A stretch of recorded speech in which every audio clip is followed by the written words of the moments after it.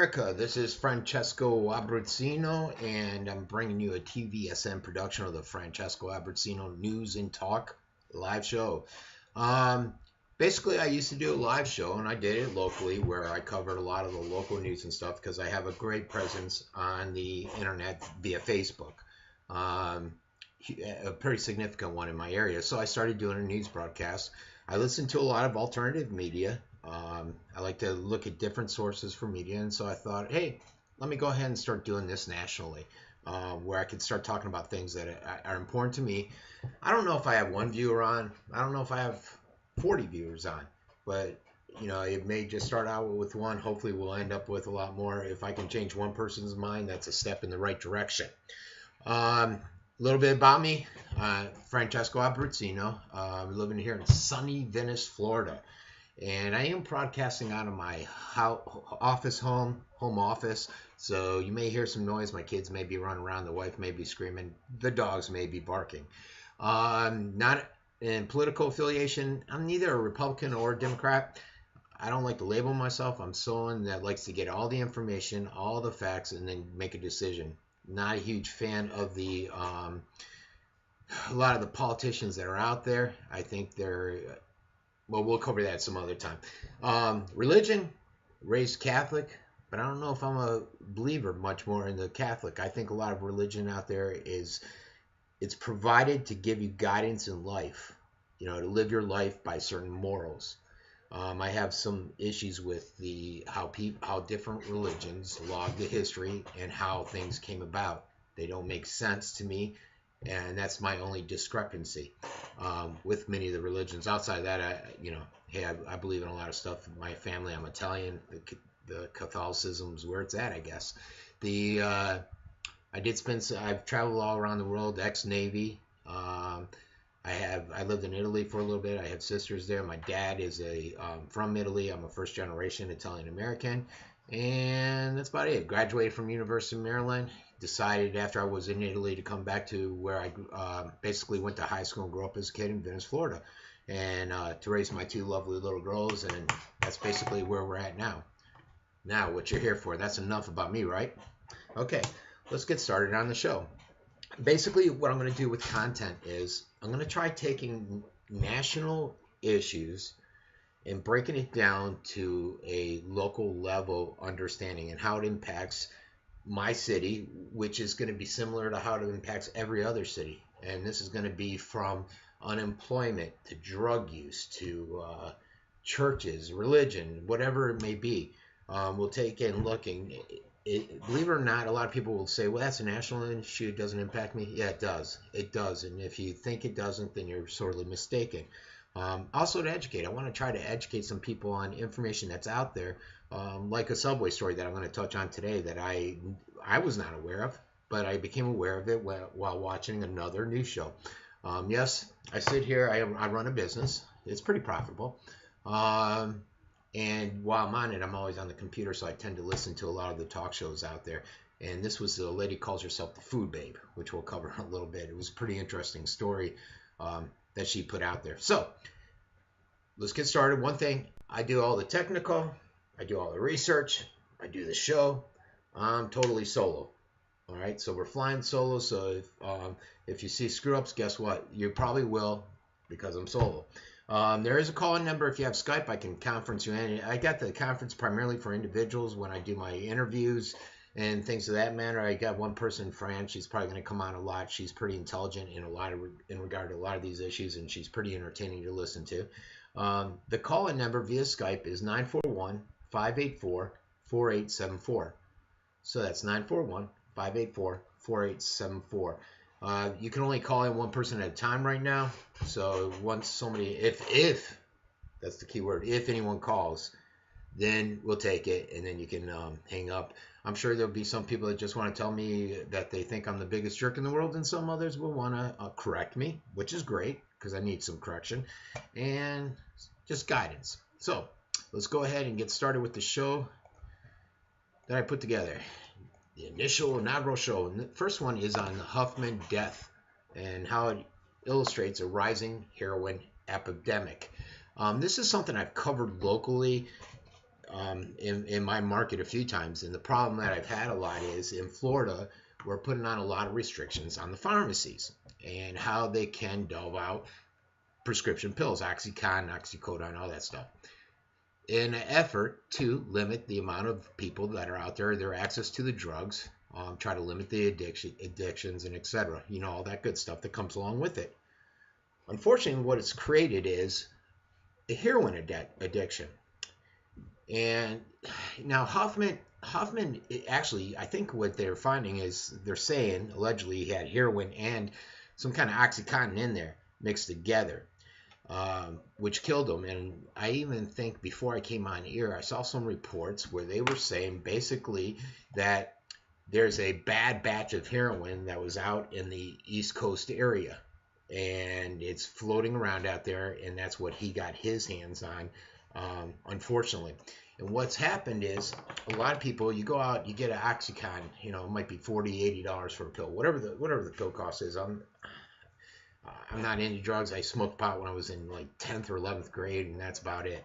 I think they're $40 or $80. And you compare that to a shot of heroin, which I think they were saying was like about $5.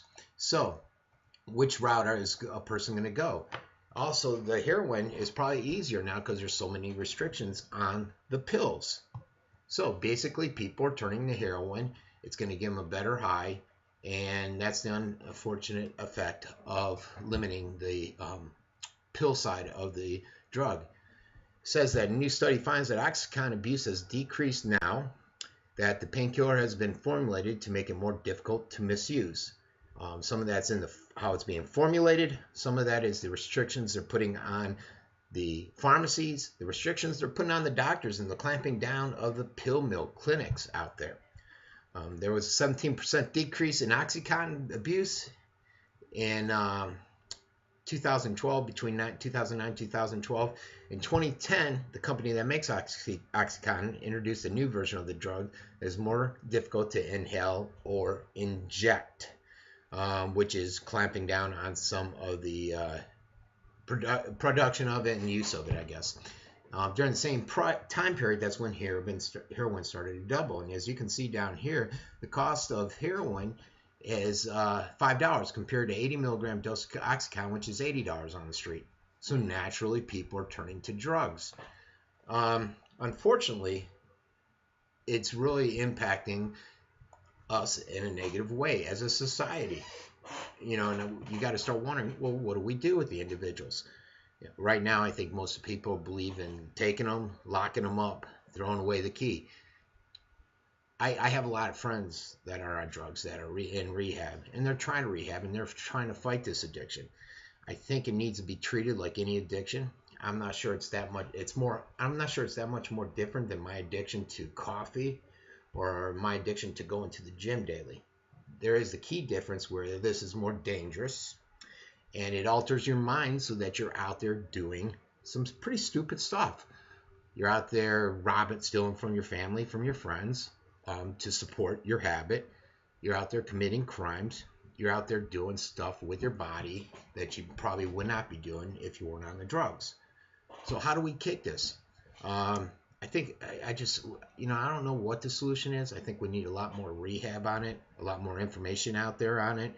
I think we do need to clamp down on the ones that are stealing, that are writing bad checks, that are selling their bodies out there for the drugs. I think we need to continue doing that, but there is no easy solution. I'm sticking along the lines of rehab. That's where I think we're at.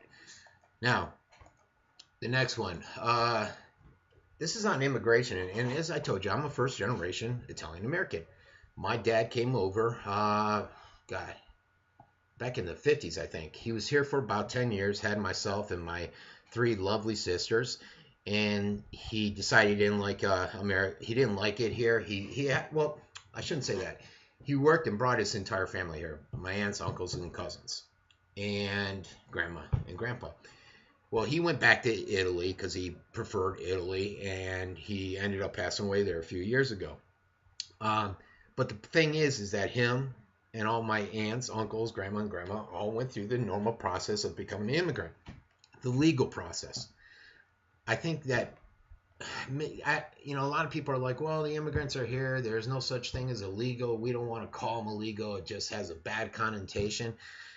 Yeah, well, tough luck. I love many of the Cubans, the Mexicans, a lot of the immigrants that are here. I think a lot of the Spanish, Cubans, Mexicans are a lot like my family and the Italians. If you ever go to Italy, you'll definitely see that. I think they should have came over legally. But now what's the situation? They're here legally. What do? The Republicans, from what I'm seeing, is they want to throw something out there that basically mirrors the Senate's version. It includes keeping the border secure, preventing bad actor employers from hiring undocumented workers, providing temporary worker program, overhauling the visa system, and providing dreamers with a roadmap to legalization. Most importantly, the GOP talking points no longer include self-deportation. They're saying there's about 11,000 unauthorized aliens or immigrants in the United States. I think, at first I kept hearing that we're going to give amnesty, and I was really concerned about it. I don't think we should just give these guys amnesty for coming across the border. I don't know if I have much issue if you give them a roadmap and say this, all right, you guys are already here. We can't kick all 11 million of you out of here. If you're doing crimes and stuff, we can deport you. But let's set it up so that you're here and you have a program to follow to become a citizen.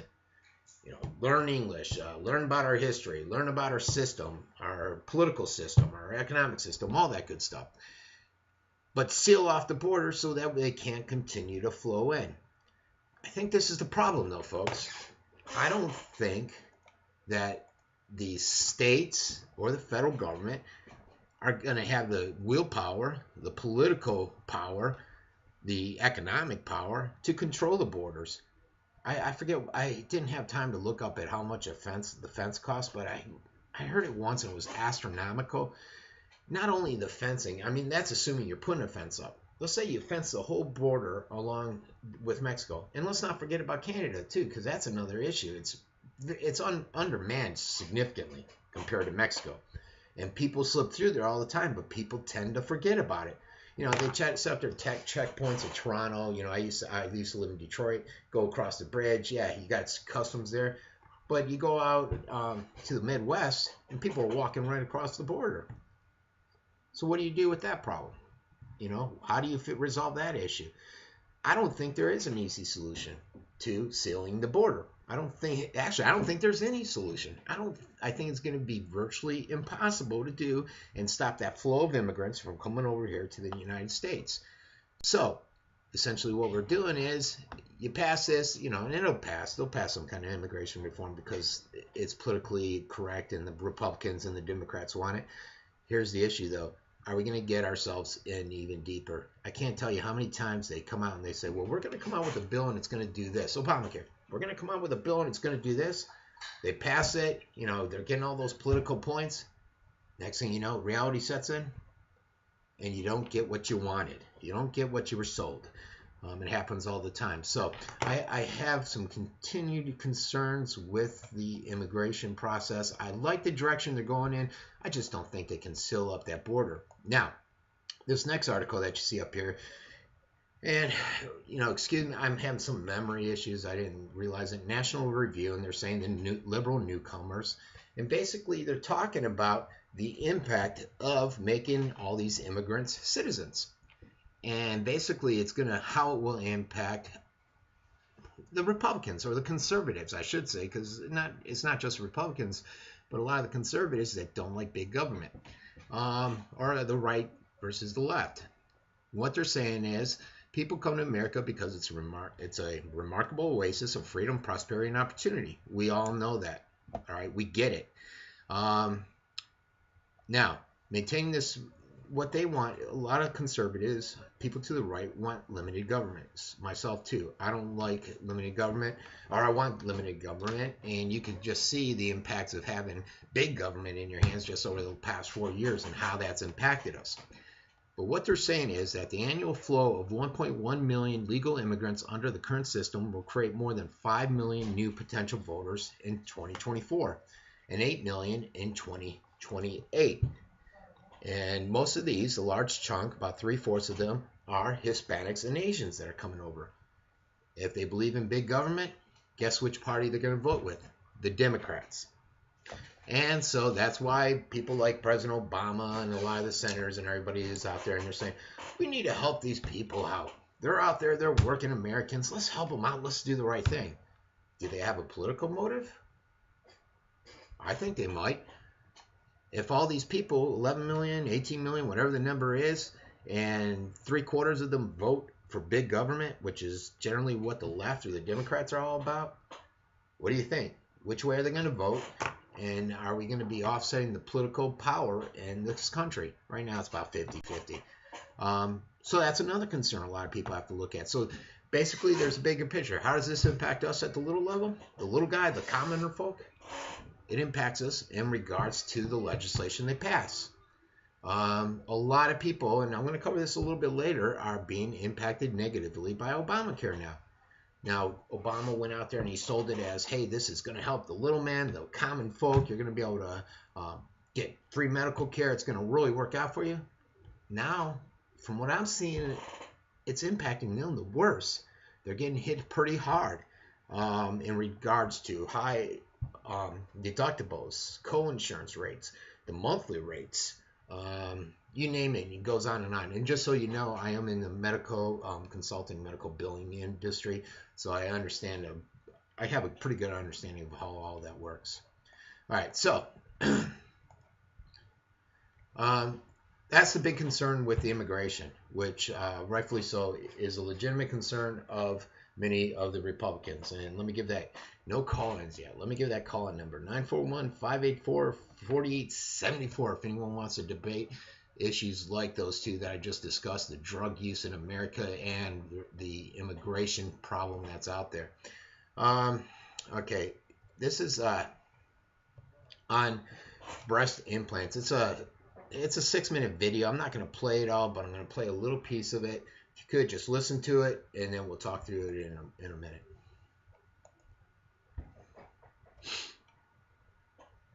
What do breast implants, microchips, a space shuttle, silly putty, and Wendy's natural cut French fries all have in common? The answer is polydimethylsiloxane. Polydimethylsiloxane? What the hell is that, and what is it doing in my natural French fries? Well, polydimethylsiloxane, or PDMS, is a man-made silicone-based molecule.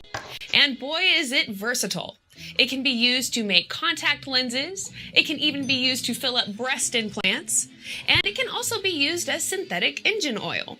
And this stuff is heat resistant too, so the aerospace industry actually uses it to make protective, heat resistant re-entry tiles on spacecrafts.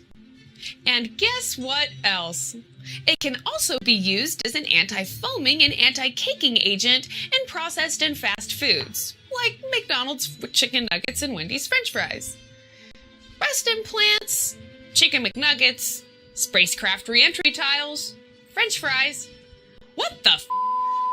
So let's be clear. Polydimethylsiloxane is not natural. It's a man-made compound created in a laboratory. And when it says Wendy's natural cut French fries, you have to notice that it's natural-cut. So the word natural is really not referring to the French fries themselves, but to the way that the potatoes were cut. And this Jedi mind trick of... Okay, and you know, that's pretty amazing. You look at little things like what she brought up there with the dash in between it, so it gives the company the flexibility to call something natural, but they're not really calling it natural, but the consumers out there thinking it's natural. And so this issue here is what goes into the fast food. We got here in Venice, we have a couple McDonald's. We have another McDonald's that's just being remodeled. I think we have one Wendy's in South Venice. We have Taco Bells. We have all that fast food. Subways, because wait until you see what I have to tell you about Subway. And they put all these chemicals in there, and it's not just the fast food locations. This is an issue with a lot of our food products here in the United States. And what got me first started going like this is I was in Italy eating like crazy. My sister's phenomenal cooks. My wife, phenomenal cook. I used to eat like crazy there. And when I came here to the States, I was a lot skinnier. I'm about 210 pounds now. Back then I was about 180, 190. And I eat around the same food. I actually eat less food here, but I couldn't figure out why am I putting on all this weight. And a lot of it is the GMOs that are in there, the different chemicals that are put into the foods. And I've actually had to try to limit my eating. I'm trying to get back totally on organic, and I've noticed a difference since then. I've lost weight. I'm doing some other stuff, but you'll be amazed at how food impacts you and some of the stuff that they're putting in there. So let's get back to this. Okay, let's go here. And this is on what she was basically discussing on the poly issue. It says it belongs to a group of polymeric compounds, commonly referred to as silicones. Applications for chemical range from contact lenses and medical devices to shampoos and conditioners, caulking, heat-resistant tiles, polish, cosmetics, silly putty, and the list goes on, just like the lady in the video was covering. The FDA has approved them, the chemical, and says it's classified as non-toxic, even though it's non-biodegradable, and its commercial use in breast implants has decreased due to safety concerns. Who uses some of this stuff? Domino's Pizza lists the ingredient on their breadsticks, cheese bread, as well as their garlic butter oil. It's commonly used in most pizzas. McDonald's lists the poly as an additive to their cooking oils, meaning that their famous nuggets and French fries are just saturated in this chemical.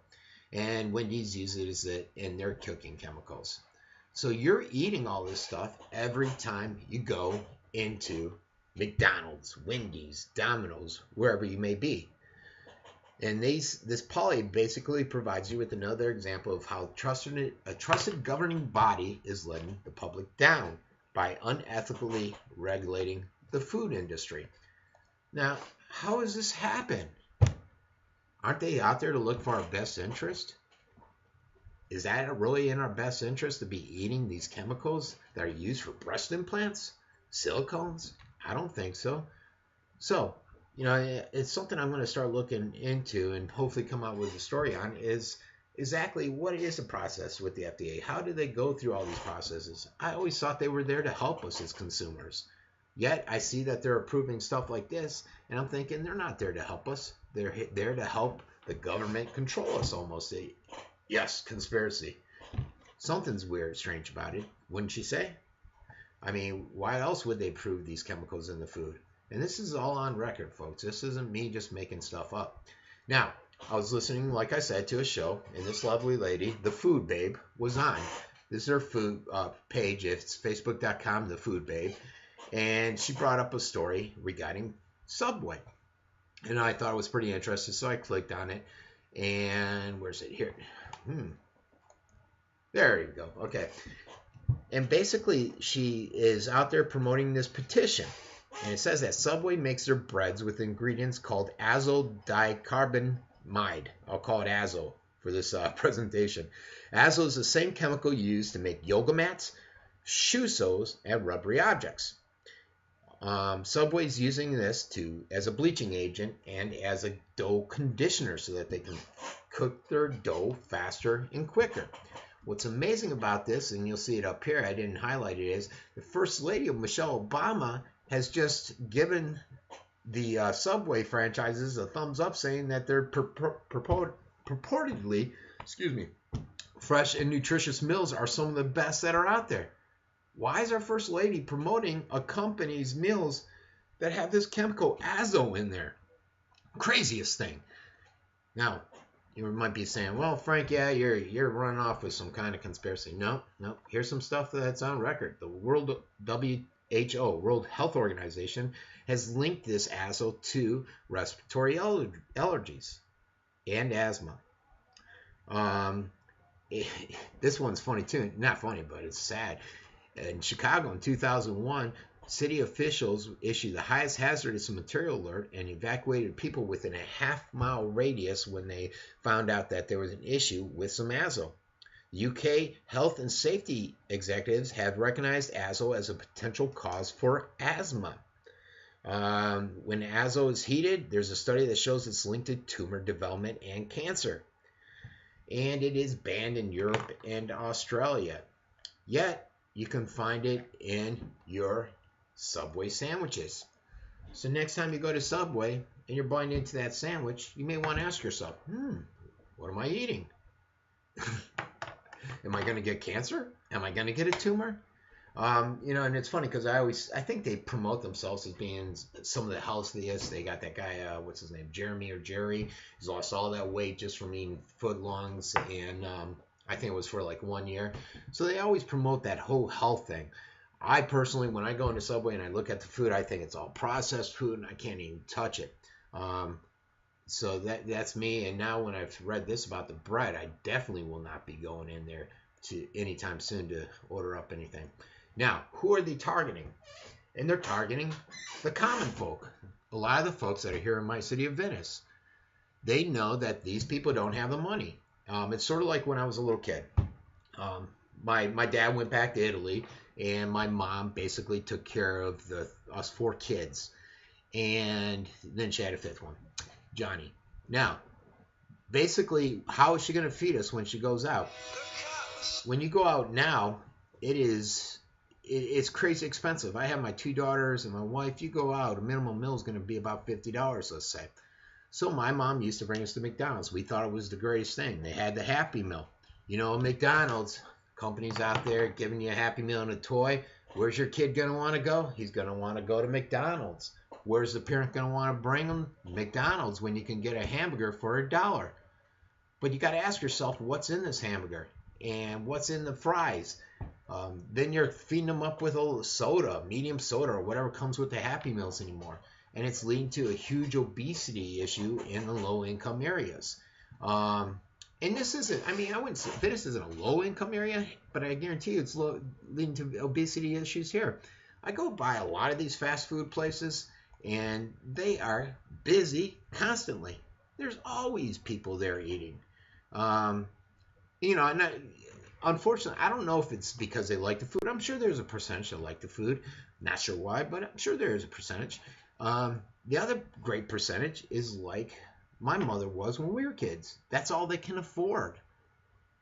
So, if you don't have enough money in America, you're basically going to be out there eating chemicals and crap that should not be going into your body. They should be going into silicone implants, rubbers, poly, whatever, you name it, they should be going in there. How do you fight this? I don't think there's any way. Corporate America basically dictates the direction that a lot of this stuff goes in.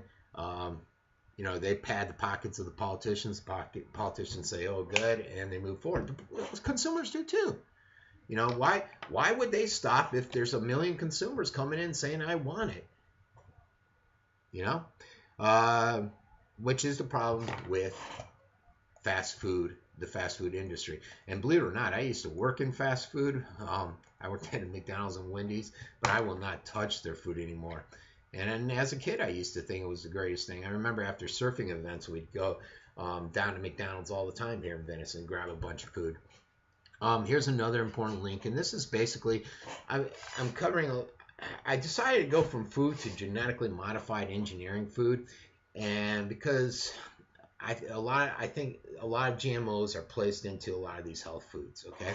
So this is from MIT, and it suggests that heavy use of the world's most popular herbicide, Roundup, could be linked to a range of health problems and diseases, including Parkinson's, infertility, and cancers. And it's something I don't think a lot of Americans realize. Let's look at this gentleman in the picture. He's wearing gloves, rubber gloves, a protective suit is donned on him, head's covered, mask is covered, and he's out there spraying Roundup. What's he doing? He's trying to kill some weeds, right? Well, in this case, those are flowers, but you see this all the time with all kinds of agriculture out there. Now, how is this food good for us to eat if this guy's wearing all this protective gear just to spray the Roundup on it? Are we naive enough to believe that none of this Roundup's getting on any of our food? Come on, folks, we're a lot smarter than that. But most Americans don't realize that this chemical is routinely used in their foods. And they say most notably corn and soy. And I wanted to bring it to your attention because I thought, well, I started looking a lot at that, and then I saw an article about Roundup and the mask, and I'm like, I bet a lot of people just do not realize this. And this is an MIT study, and they're not alone in the concern, it says. And you probably hear a lot about Monsanto. They're basically the GMO big guys out there. Everybody's out there trying to fight them, and they're the leaders and the owners of the technology out there, the GMO. They basically, if you're on a road, basically, and hold on one second. If you're out there and you're on a farm, you got a guy that's got an organic farm over here, the guy that's got the Monsanto farm over here. They have these contracts with the government written so smoothly to their favor that if one seed blows over there from the wind, they can come in, basically file suit and try to get that property, saying, no, it's our proprietary seed, and he grew something there, and blah, blah, blah. Monsanto's got some deep pockets, and they got some close, deep political ties that are helping them out along the way. Which is a sad state of affairs in the States. Europe, they kick a lot of those GMO people out of there, so they're gone and they don't want anything to do with them. So, enough of my rambling on. Let's go on to our next story, and for this one, we're going to do a short video. It says 4 minutes. I'm not going to play the whole thing, just a little tidbit of it, so let's give it a listen.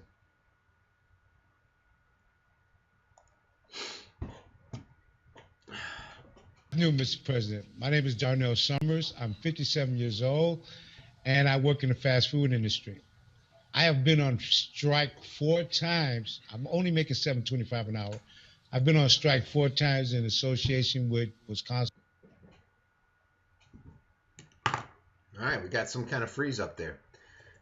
All right, that's jobs now. There you go. To try to get an increase in wages. And fast food union would no prevail. My question to you is, what can you and Congress do to help people as myself in this situation survive? Because with $7.25 and we were broken down to part-time to avoid paying health insurance, we can't survive. It's not living. Well, Darnell, I agree with you. And on Tuesday at my State of the Union, I talked about this. We've got to make sure that the economy is growing and creating jobs. We've got to make sure folks have the skills to get those jobs. Okay, Mr. Obama, you missed his point. He's making $7.10 an hour, and he just got knocked down to part-time. Why? Because his employer could not afford the Affordable Care Act, and he wanted to avoid paying health insurance, so he was basically knocked down to part-time. What's the president's answer? Well, I understand you're $7.10. Let's raise you up to $10.10. Let's raise the minimum wage. Now, for some reason, I think what happens is a lot of people, again, I'll compare it to Obamacare. You know, Obamacare, a lot of people thought free health care. Hey, yeah, let's pass it, and they're finding out it's a little different now. Same with minimum wage. Hey, I'm going to make $3 more an hour? Heck yeah, let's jump all over that. I'm all for you. Hey, I want this guy to be a third-term president. But that's not the way it works, is it? When you push up, and I'm telling you this as a business owner, when you push up that minimum wage, especially to $10.10 from what, $7.10 or whatever it is there, do you think that I'm not going to go out there and increase my pricing to try to make up for that difference? If I'm in a business such as myself and I can't increase my pricing, do you think that I'm not going to try to limit your hours? I'm going to say, hey, you need to be more productive, or I'll bring somebody else in. And that's basically, unfortunately, how the ball goes. You're going to end up losing a lot more jobs out there, and that's basically what these. We'll cover it in a second. What some people came in. Obamacare. Okay, let's cover this first, the Obamacare, and then we'll go into the impact on it through some economists.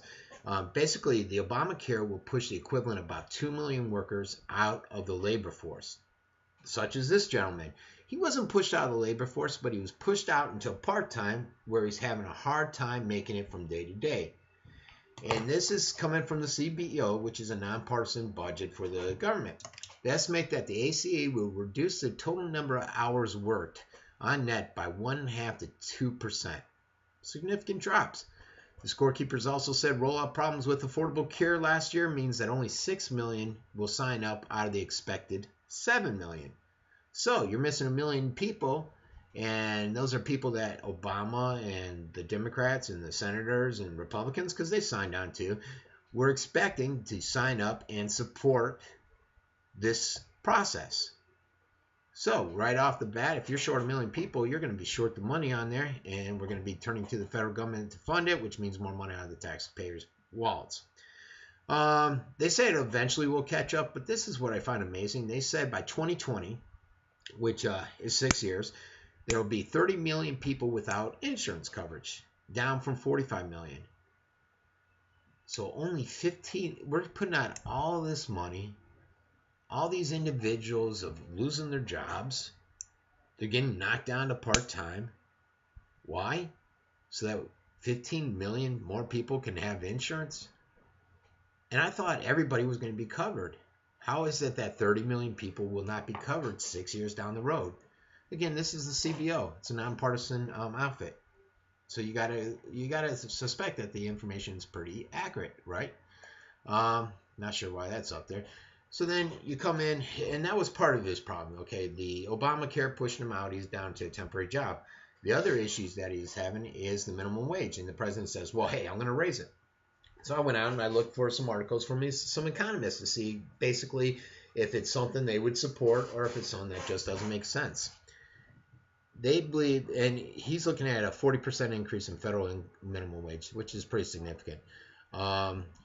He said he would endorse it. Okay, they're talking about $10.10 per hour from $7.25, and that's on the federal minimum wage. Economists are deeply divided on the economic effects of minimum wage, and particularly over whether the wage floors help or hurt job creation.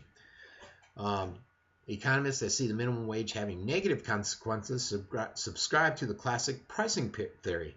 The price of a commodity increases, be it applies or low-waged labor, be it apples or low-wage labor, demand for goods should be decline. Now, here's the meat and potatoes of what I wanted to cover.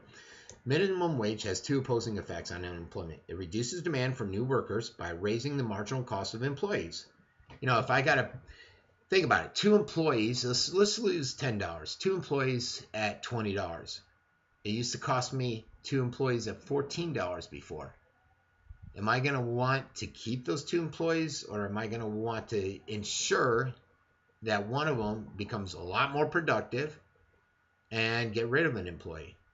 And am I going to want to grow? We got 2 factors here that are really stymieing growth. You got Obamacare. If you grow over so many employees and so many hours and all the specifics in there, then you got to contribute to their health care. You got to provide health care. Stymies growth for companies. Then you got this where they're pushing for the higher minimum wage. Stymies growth. Do you think a person, McDonald's or a Pizza Hut, and I used to be a pizza manager, and you barely made any profit, and profit margins were real thin there. Do you think they're going to be able to afford $3 more an hour per employee?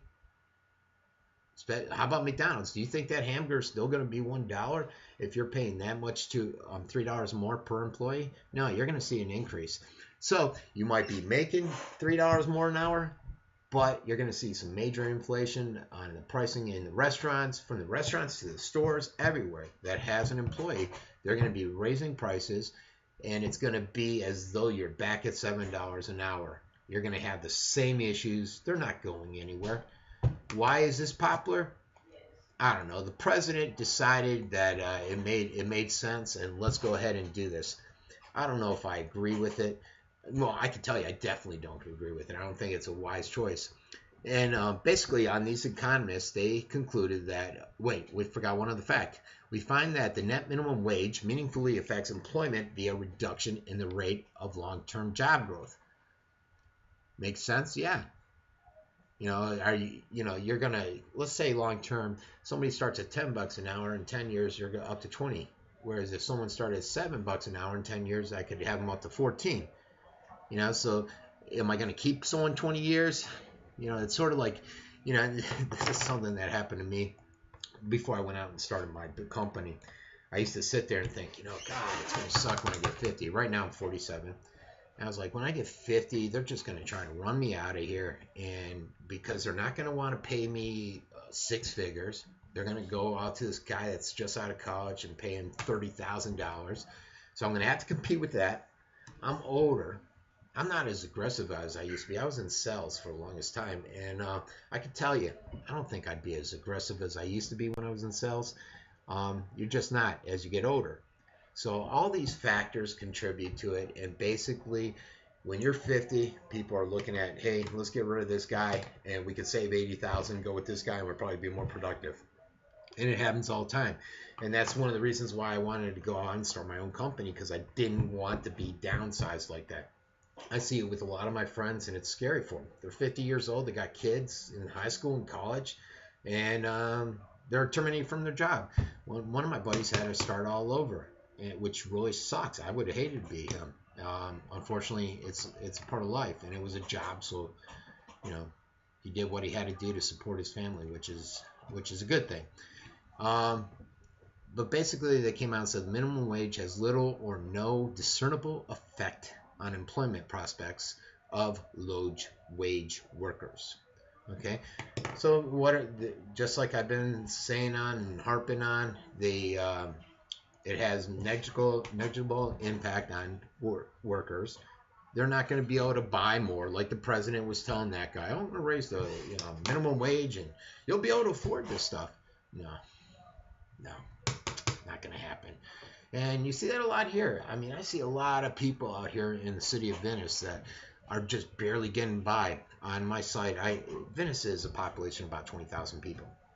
I run the Venice Scoop, and I have about 21,000 fans, so I see a lot of communications. I also run some stuff where it says the scoop on jobs, the scoop on rent, and all that stuff. So I have a pretty thorough understanding of how the community is around here, some of the impacts we're going through, some of the issues that the people are facing on a day-to-day basis. It's pretty scary. I don't know how some of them get by. You'll see someone sit on there and say, I got 2 kids and I need to find a place for $800 a month. Good luck there, which is going to be another story I'm going to cover. But you're just not going to find it out there. And what was real telling is this Christmas, my wife decided, hey, we want to go out and try to help some families. She's a real giving person, Lisa is. So we put a call out on the Venice page, and we had all kinds of people coming up and saying, yeah, we want to help contribute. This is great. This is awesome. And the city really stepped up for a lot of these people. I know one person, she was struggling. I don't think this individual knows I know it. And she still stepped up and helped out a lot of the individuals out there. And I thought, kudos, how great is that? That gives you faith back in humanity. Basically, we came across all kinds of individuals. One lady, her and her husband were working, both had jobs, and this is what we focused on. The individuals that are out there working, trying to make it happen, but they're running into problems. I didn't want to really go, my wife and I didn't want to go out and help the individual that was just sitting there working the system. It's part of that whole right side of me. I don't believe in just doing the handouts. I made it. I'm self-made. Nobody gave me any handouts. And so I'm not a fan of giving handouts. I'm a fan of helping people that are wanting the help and have the initiative to get out there and do something. So basically we went out, and I found there was a family. They were living in a duplex, 2 rooms. Oh, we got an incoming call. Let's see who this is. This is Frank. You're on the air. This is Frank. Hello? All right. Not sure what happened there. All right. Looks like Skype's messing up. So I'll go on and tell my story. Basically, the person had, they were living in this place. She had nothing. Hello, this is Frank. How can I help you? You're live on the air. Yeah, you're broadcasting today, Frank? Yes, I am. Okay, because I'm not able to pick you up on the computer here. Oh, you should be able to. Yeah, I should be live on there. How's it go? Who is this? This is Chuck Hummer. Oh, hey, Chuck. How are you? You got time to talk about Lamar Sure. in the school board meeting? Sure. Let me tell people a little bit about what you are. This is Charles Hummer. He's basically, there's a school here that has some air. I say air quality. Charles will correct me on that, and it's more of a drywall issue. They went out and had a consultant go on location, and they ran into an issue where they tested for a bunch of gases, or 3 gases, and 2 of the 3 came back positive. And these gases that are positive lead to a lot of the health issues that a great population of the Lemoore school staff and students are having. The school board seemed to be hiding, not really addressing the issue. They seem to be hiding some of the facts there. And Charles brought all this to light, and then I ran something on one of my scoop pages, and then a lot of the local media picked it up. And I'll turn to Charles now. He can. I think there's a school board meeting tonight, right, Charles? Yes, there is, at 6:30 at the Landings Boulevard. And it's almost easier if you're close to 41 to run 41 just after you pass Clark Road. Within a mile, I think it is, you'll see a big green sign that says next signal Landings Boulevard. It's to the left, and that's the school board building. And the parking's right in front, and you walk right in, and that's where the school board meetings are held. Unfortunately, they only allow citizen input 3 minutes to speak. So tonight, instead of me talking, I prepared a new video. It's school board and experts cover-up versus testing truth and fact. Now, do you have that out on the net yet? Because I don't think I've seen it. No. Okay. Actually, I wasn't even going to broadcast it. I was going to surprise it at the meeting and then put it on, give it to you, and also put it on YouTube after the school board meeting. What I'm doing, there's a lot of confusion, and the confusion deals in a couple of areas. It deals in knowledge, and it also deals in what Jody Dumas, Scott Limpy, the assistant superintendent, and Scott Ferguson, the director of communications, what little they put out. This is the problem most of the parents have had. They've not put any information out to them. And to give you a good example, Frank, the last school board meeting was on the 21st of January. That was at 3 in the afternoon. I went because I'm disabled vet, I'm retired. And I went to this meeting, and after I came back home from the meeting, I had heard nothing about Lamarck whatsoever, except for when I got up and spoke for my 3 minutes. But I heard nothing during the superintendent's report, and yet when I came home and went online, a couple hours later, Gabriel Rassan had written an article for the Herald-Tribune about the board meeting, and she announced that the board was telling parents and teachers that if they wanted to transfer to another school that they could. In that statement, they also said the school board was asking the CDC to come in. And it's so misleading because, to my knowledge, only 10 parents have been able to transfer their children. And they had to go get doctor's letters, and they had to jump through all kind of hoops to get that done. And they were lucky because the schools that they transferred their children to, there happened to be a vacant seat. The biggest problem is there are no schools to transfer to that has vacant seats in classrooms. That's number one. And the second thing that's misleading is the school board didn't ask the CDC to come in. Last year, it took 3 staff members, I believe, to sign the complaint, but a complaint was filed with the Center of Disease Control, and one of their subdivisions is called NIOSH, National Institute for Occupational Safety and Health. They were the ones that the complaint was filed by the staff members from Lamarck. And I knew all of this, but it was kept quiet. And actually, November 25th, I believe, if my notes are correct, I called and I spoke with the project manager that it was assigned to, and he hadn't even opened the file yet. It was just handed to him that morning. And we talked for a good hour. And I won't give his name out, but at least he was a straight shooter. He told me that this complaint was from the employees. They couldn't come on behalf of the children, but they could come on behalf of the employees. Why couldn't they come on behalf of the children? Because NIOSH is work-related, okay? They only handle complaints because of the employees. So, which is good. Now, once NIOSH, if they decide to come in, and that's what they're doing right now, a preliminary investigation. They've spoken with the three complainants. They've spoken, evidently, with probably the principal, Jody Dumas, and Scott Lempe. It's my guess because of comments that were made. And at some point, they'll make a decision because data was sent to them. I even sent them a lot of data. I've talked to them a couple times on the phone as well as emailed the project manager. And they'll make a determination if they're going to come in. Once they come in, a lot of things can happen after that.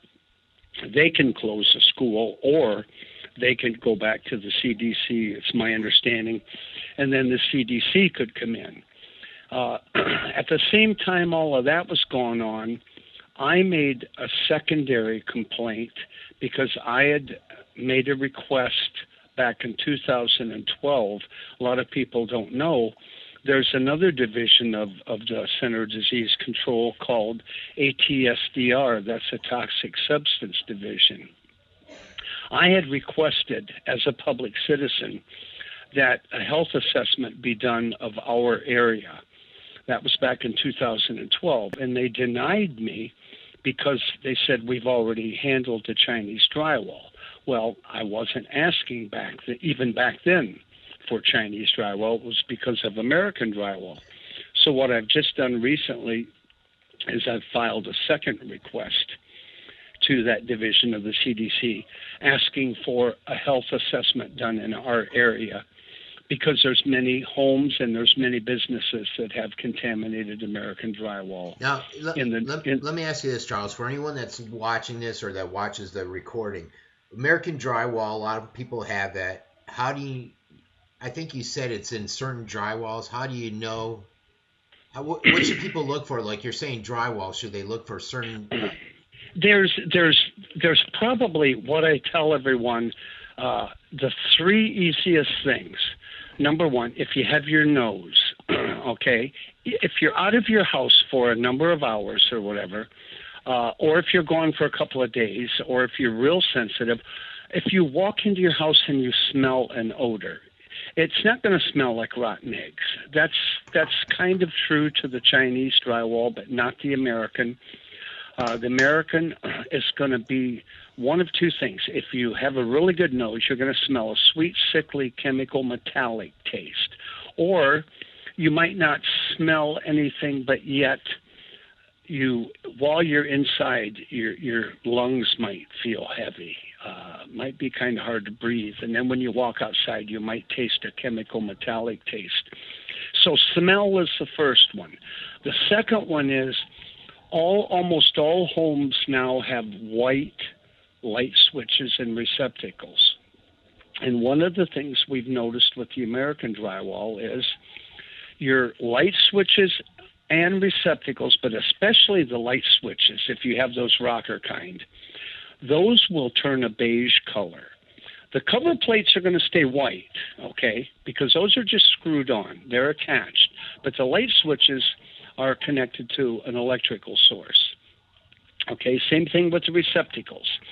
The light switches will change faster than the receptacles because the receptacles are a harder plastic. But those will also kind of look beige or have a yellow tint. So if you have a white cover plate on it, that should stand out really, really good. The other one is cable jacks and phone jacks. Those have digital type wiring. Those seem to turn, and they're a one plate, okay? So that whole plate will turn beige or even a yellow type gold. It'll look like maybe a smoker's house for 20 years. And those turn faster because the digital wiring is affected much faster. And then the next major thing you can look at, take any of your doors on your bedrooms, bathrooms, any rooms, open that door up and look at the inside of the hinge. And you might see some soot on that hinge. You can run your finger down the inside of the hinge and see if any black soot comes off. The other thing, there's that wood strip that goes around the door frame that holds your door when you close it. Look between the hinge and that piece of wood. There's a little groove there. The soot will collect, and you'll see, of all three hinges on your doors, you'll see some soot collected there. That's another example that tells you, hey, I've got problems, because what that is that's the gases coming off the drywall that's reacting with the metal, okay? And so it forms the soot, and that's also what makes your faucets pit. That's another thing you can look for. You can look under your cabinets for your sinks and see if you have copper wiring. You'll see that copper, it should be bright and shiny. The rule of thumb is anything built or remodeled after 2000 should still be bright and shiny as the day that you put it in. Another quick thing that a person can do themselves, you just have to be careful. Just take and unscrew that one screw and pull the cover plate off your light switch or the two screws, and just look at that ground wire. Usually there'll be a little green screw, and that's where your ground wire attaches to. If you can't see it real well, just shine a flashlight in there. Look at that copper wire. That should be really bright and shiny.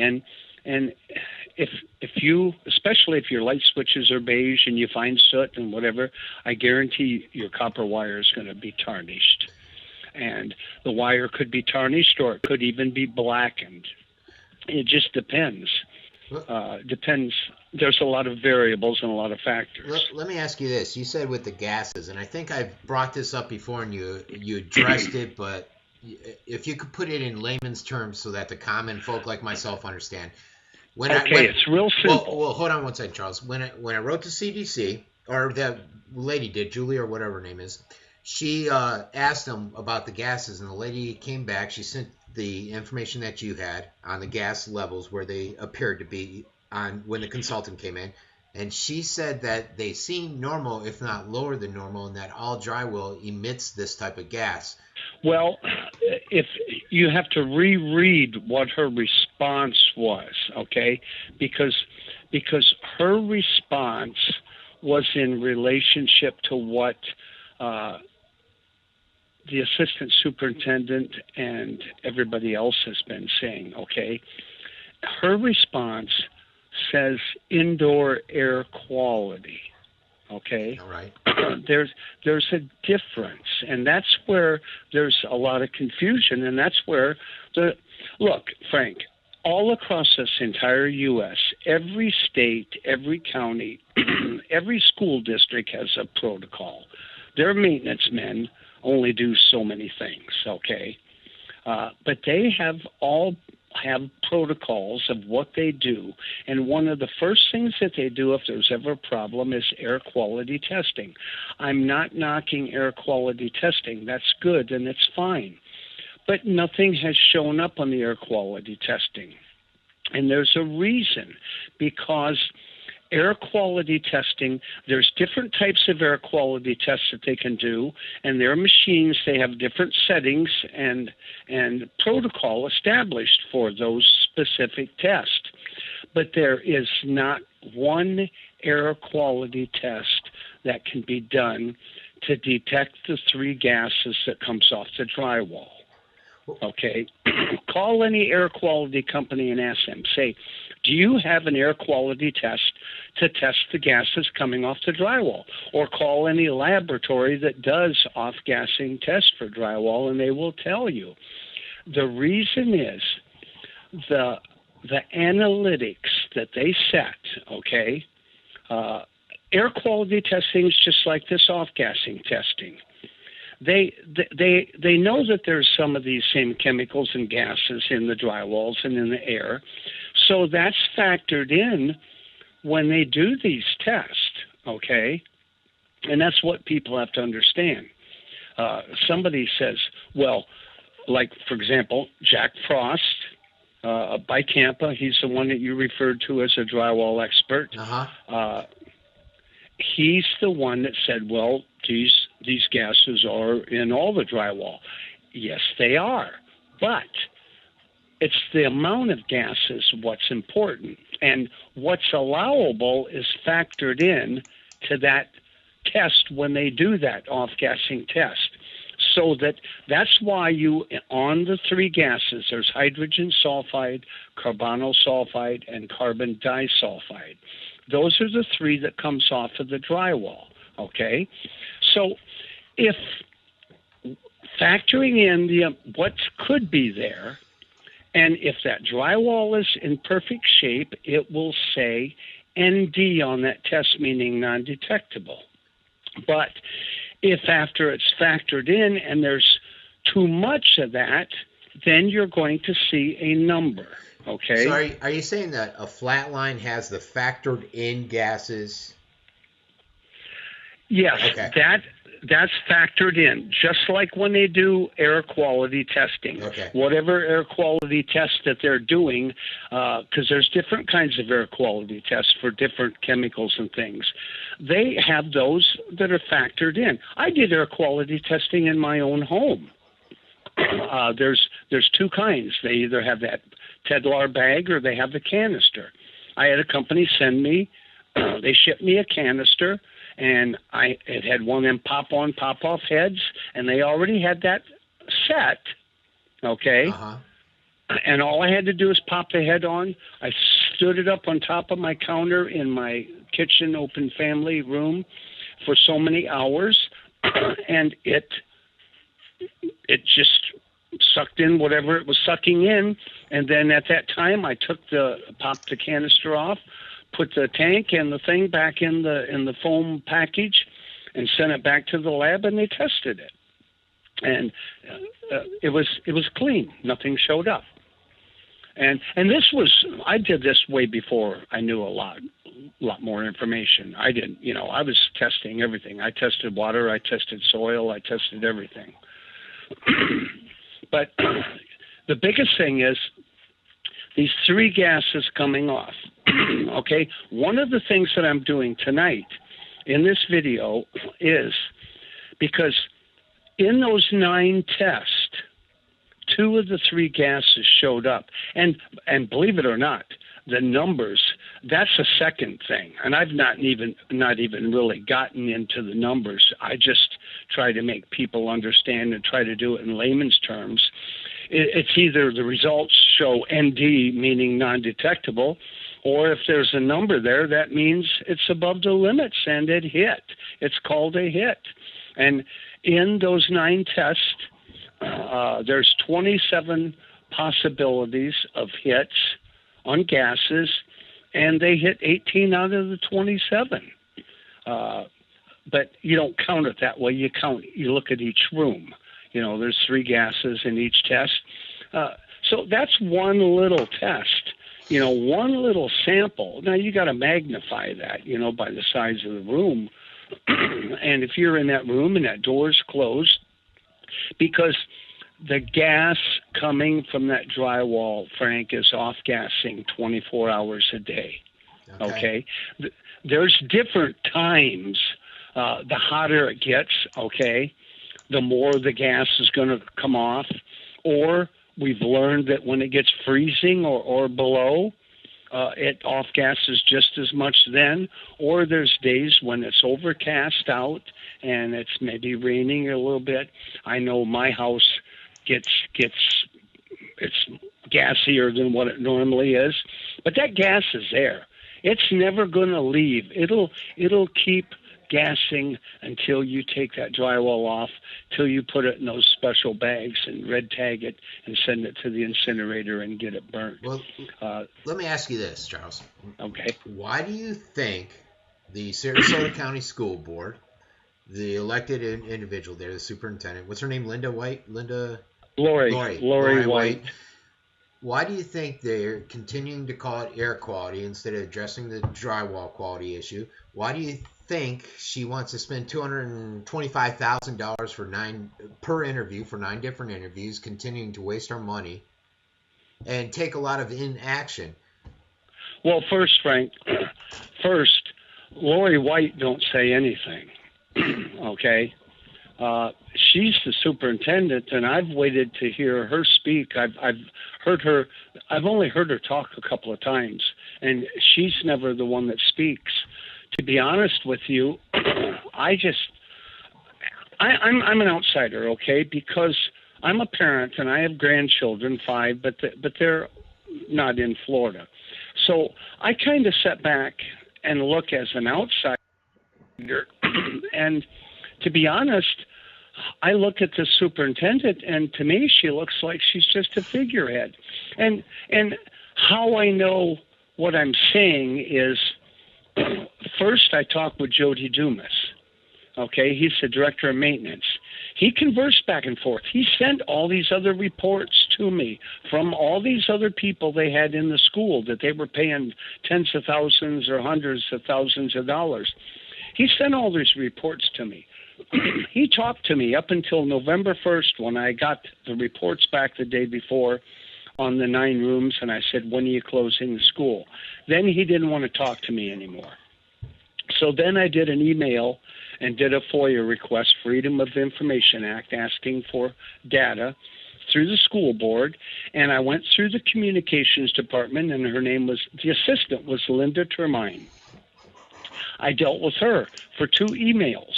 But then, evidently, it was too much for her to handle. She couldn't handle me, evidently, in my questions.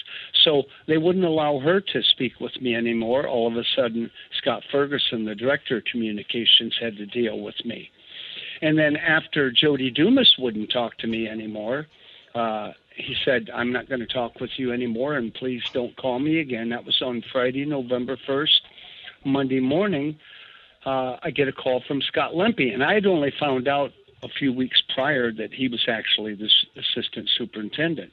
I had always CC'd him on my documents every time I wrote Jody Dumas and never knew who he was. But he called me that next Monday morning after I had talked with Jody Dumas, and he kind of begged me not to do anything because I said I was going public, and he wanted to call the lab. And I tell it like it is. I have no fight in this. I mean, other than my knowledge, and I care about people, and I care about these kids. The kids are who I'm fighting for.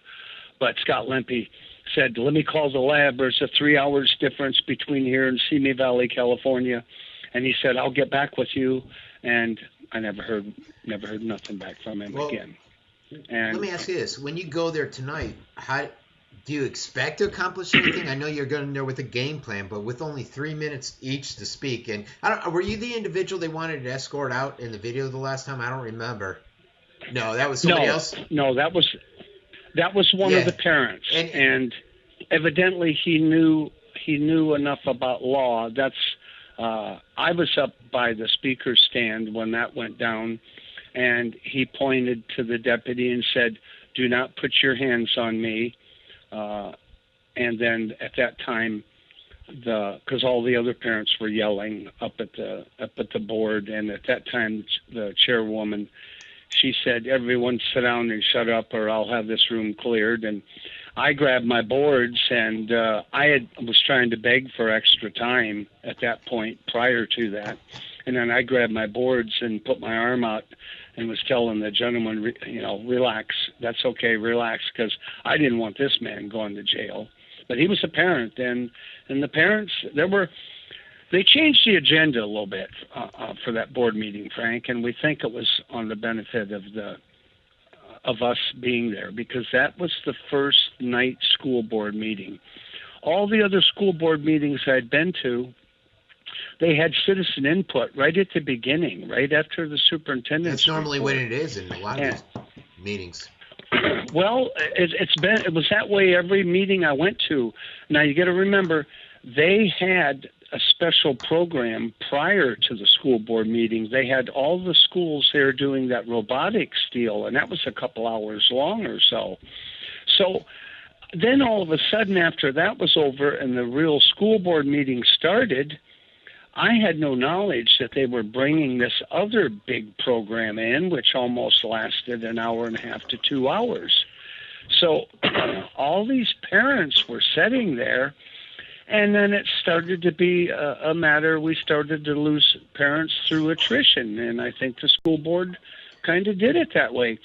They waited till the end on that day, on the 7th of January, until every other school, when they were done, they got those people out of that room. And I was sad because I wanted these other schools and school teachers and whatever to be there and to hear what was going on. But they got everyone out of that boardroom, so the only ones left were the approximately 50 parents that were still there, myself and the school board. And I thought it was so unfair. That's the other thing that just is mind-boggling to me, is that you have this government, and I call it a government entity. It's Sarasota County government. They are a government entity, and they're controlling the conversation. They refuse to go down to Northport, which I would think would make sense. Go down to Northport. Go to, let's say, Northport High. They can support the amount of parents and individuals that want to go. That was in the newspaper article right after the last board meeting on the 21st, where she said we're coming to Northport. And then they did the conference call, and they didn't give their number out to everybody, and I think people were limited there that too. Conference call was way before, though. That was way before, and you're correct. They didn't do that properly either. But my point is, they announced in the newspaper, and anything that was in that newspaper article on the 21st, none of that was even said before the public, because I was at that school board meeting, and they never mentioned Lamarck at all, except for when I got up and spoke and did my 3 minutes. And, of course, you can see what I said because I have it on my website, on my homepage. You can click on and watch that 3-minute video because I taped what I spoke. And I think the school board actually was shocked on the 7th. I know the school board knows a lot what's going on, but I think that they've been duped also. And I think on the 7th, because you even mentioned, and I had other people mention that watched that meeting, they kind of sat there and was stone-faced. And you used that expression, I believe. And I also had somebody else that watched and called me and said the same thing. They knew stuff, but I think that I think they weren't told everything. Well, and I'm wondering if someone above them is sitting down, if they're attorneys, county school board attorneys. There is nobody above them. The school board is it. Is there an attorney sitting there saying, "Be quiet, don't say a word"? Because I'm thinking it's like the city council. You go in there and the attorney will say, "Just shut up, don't say anything to him." Well, the attorney was there. The attorney was there for the board meeting, I think, on the 7th. I believe the attorney was there that night. And nobody said anything. This is the only one that's talked has been the chairwoman.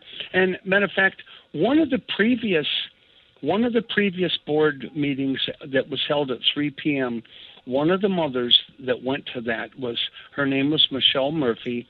She, very smart woman. She got up there and her comments was elegant as far as what she had to say. And it wasn't, she wasn't throwing knives at anyone or whatever. She made some very good points. And then she said, "May I ask the board a question?" And they said no. They denied her. And I thought, how can you have your point man, Scott Lempe, stand up and ask for help from anyone that has any suggestions, and then you get a parent that wants to ask you a question, and you deny them? And matter of fact, while I'm on this, before I forget, in that newspaper article that the Herald-Tribune wrote about that 82-year-old gentleman, William Steen was his name, okay? I am a state-certified general contractor that's in St. Petersburg. He's semi-retired.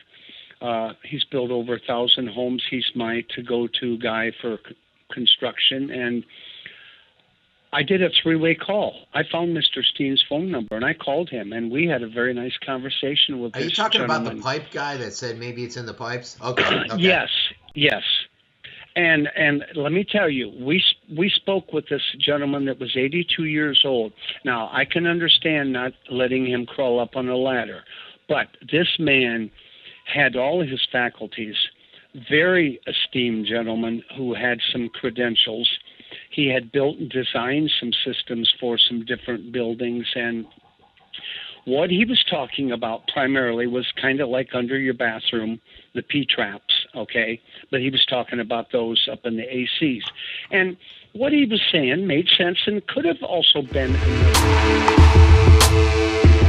it wasn't a drywall issue, but I'm not saying that there couldn't have been another problem, but here was the point.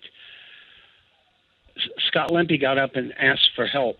This gentleman called twice to the school board, and nobody would talk to return his call until he called the Herald-Tribune. And when the Herald-Tribune called, within minutes, Scott Lempe called him, spoke with him, and told Mr. Steen, we'll have our maintenance men check out what you're saying, but we can't allow you to come into this building, and because others will then want to come in. And I'm assuming he was making reference to me, because at a previous school board meeting, when they actually came and talked to me and a couple of the parents after the meeting for a few minutes, I made a recommendation to Scott Lempe. I said, why don't you allow myself, 5 parents representing 5 families, and a state-certified general contractor, and then your maintenance man or whoever you want to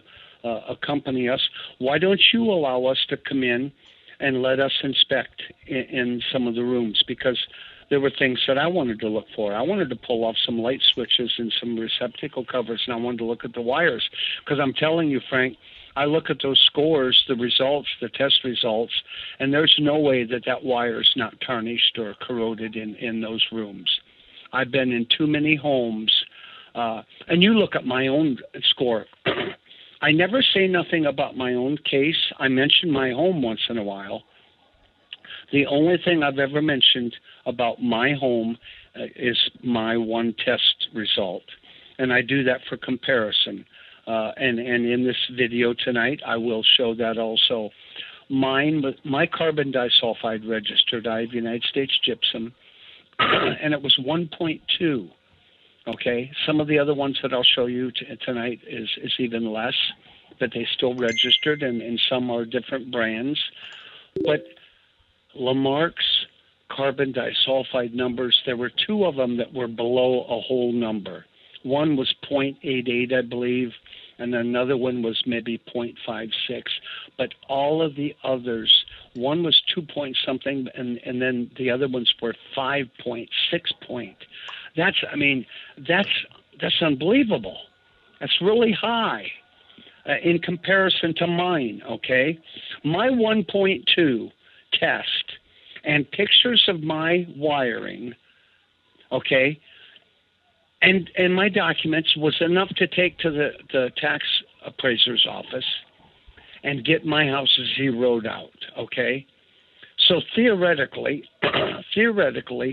Lamarck could take their test papers if they paid taxes, and they could take those to the property appraiser with some proof of some tarnish and corrosion. And to be honest, they always said they had nothing, and then all of a sudden, what was it, a week or so ago, all of a sudden now they got a sink that's got some copper that's tarnished or corroded, and then we find out from one of the teachers that there was another room that there's some stuff. And then my question is, why are you even sending it out? They made it sound like they sent it to the CDC. They didn't. They sent it to the Florida Department of Health. But my question is, why would you even send it out? It is what it is, Frank. It's copper, and it's either tarnished or it's not tarnished, and then it might have some black soot on it. That's the only thing you have to look at. They can do a swipe on it, and they can test that, but it's only a tool to use. You're not going to take that swipe and take that into court. You could as maybe secondary evidence, but all that is a tool. Just like the S8 elemental sulfur, that test is still allowed, but it only works in Chinese drywall. It don't work in American drywall. That's why you have to do the off-gassing test. Well, looks like you got a lot cut out for you at tonight's meeting. Do you know if a lot of parents are going there? I know there's parents gone. I've seen some new faces on your site. I try to keep the parents calm down a little bit, and because I get excited too, but I'm getting too old for that anymore. I try to keep it on focused and keep it about facts and about the kids, because it's all about the kids. Here's one last thought I want to throw out. If this school has sick kids and sick teachers, okay, we know there's no room for them to go to, but they're saying sick kids and sick teachers can transfer to another school. If they're allowing them to transfer, what about the ones they're leaving behind? Okay? Because I know some of them teachers and kids are sick also. All right? What about the ones? What makes the sick kids eligible to leave and the other ones can't leave? I mean, doesn't it kind of defeat the purpose? What they're doing reminds me of how the cruise ships reacted. They're reacting the opposite of the cruise ships recently, okay? There were 2 cruise ships. The first one, they turned around and come back in. Turned out they had 700 people on that ship sick. There was a second one going out and got people sick, and they were smart. They turned around and came back and unloaded the ship. Well, that's what the school should be doing right now. They have people sick in the school. They should unload that school, okay? They should take everyone out of that school, and then they can bring in whoever they want and do their testing and whatever, and get the school fixed. I'm afraid that there's a lot of people that's been in that school a long time, and I know what my house has done to me. I have Agent Orange from Vietnam, and just to show you a comparison, I maintained. I was sick every day, and I go through my stuff from the Agent Orange, but I maintained a level because of my ex-medical expertise, and I have a great lady doctor that I've had over 10 years.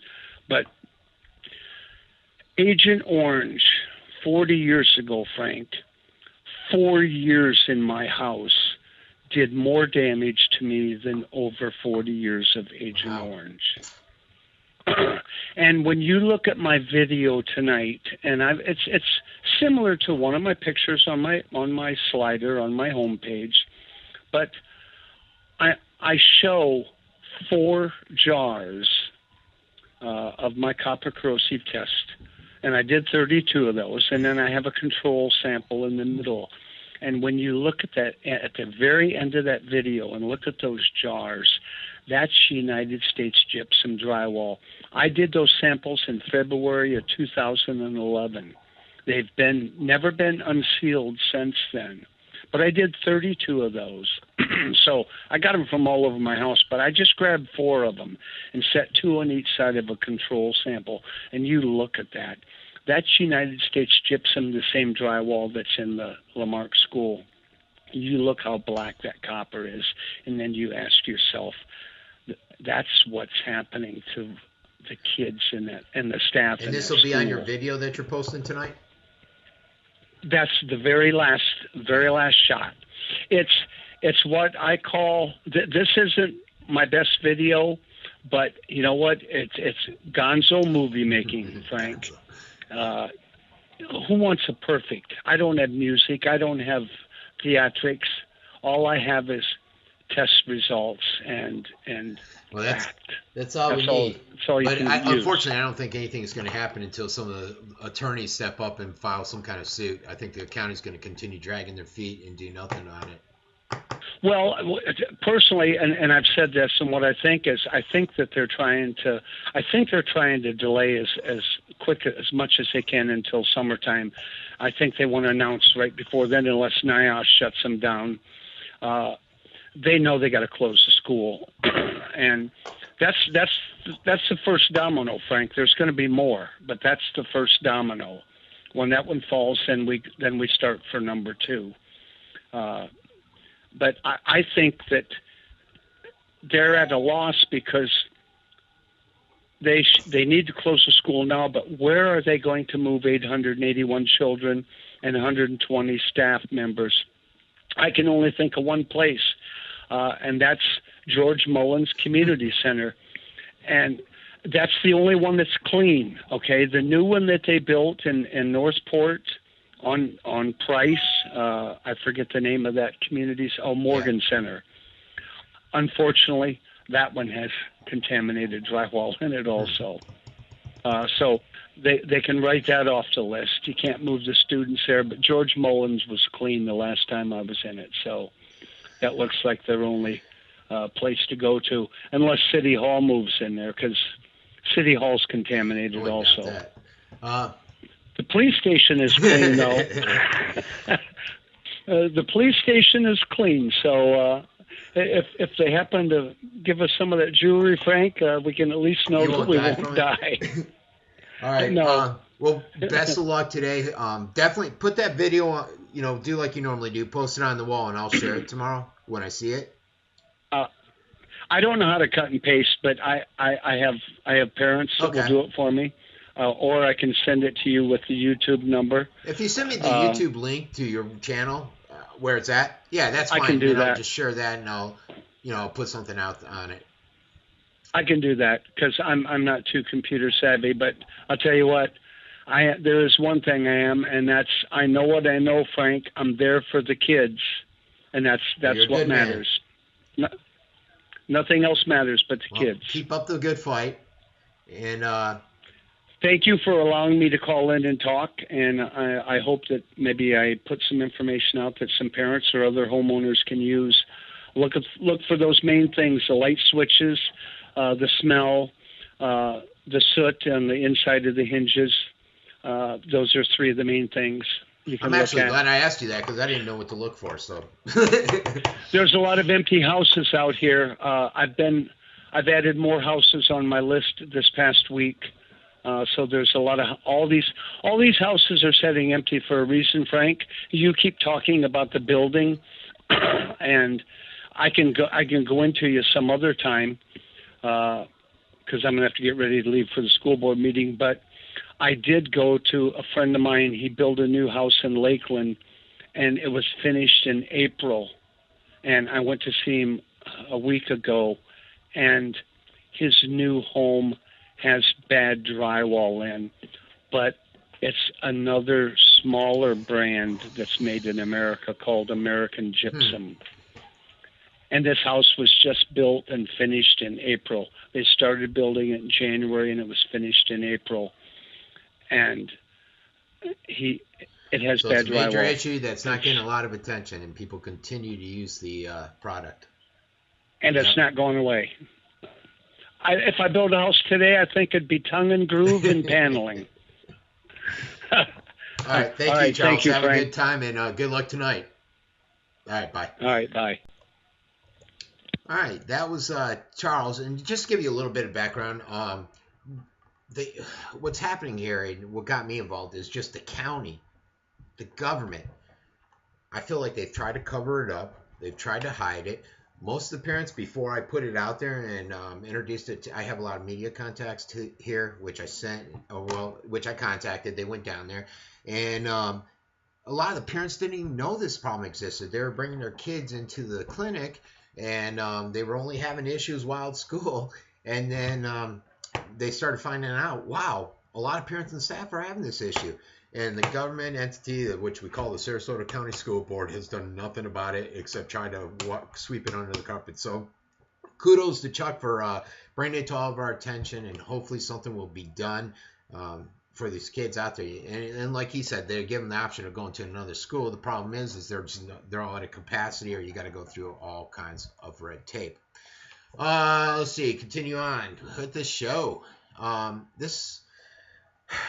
This is sort of a issue we're having. This one's a rental scam, and it's from WWSB, a local station here in Sarasota. So we'll go ahead and play that. Hold on one second. Book it. All right, here we go. Bookit.com.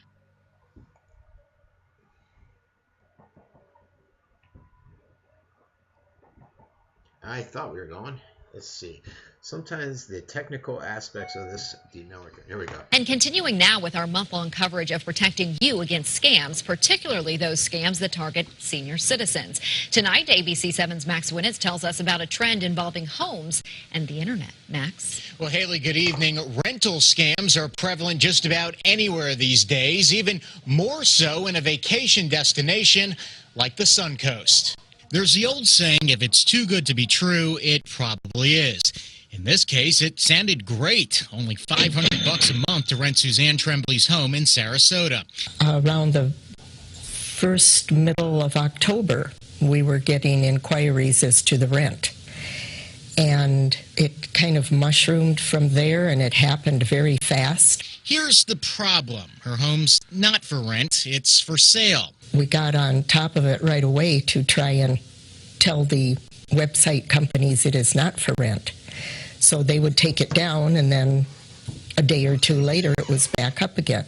The scammer strikes again, using Tremblay's name, asking potential renters to put down a deposit by wiring money into an unknown account. It just got out of hand. So out of hand, she had people showing up at her house unexpectedly, asking her about the rent they saw online. People aren't afraid to steal from you if they think they can get by with it. At this point, it doesn't appear anyone lost money in this particular scam, but the same can't be said about so many others that are similar. They're increasing because of the ease that you can conduct these scams over the phone and online.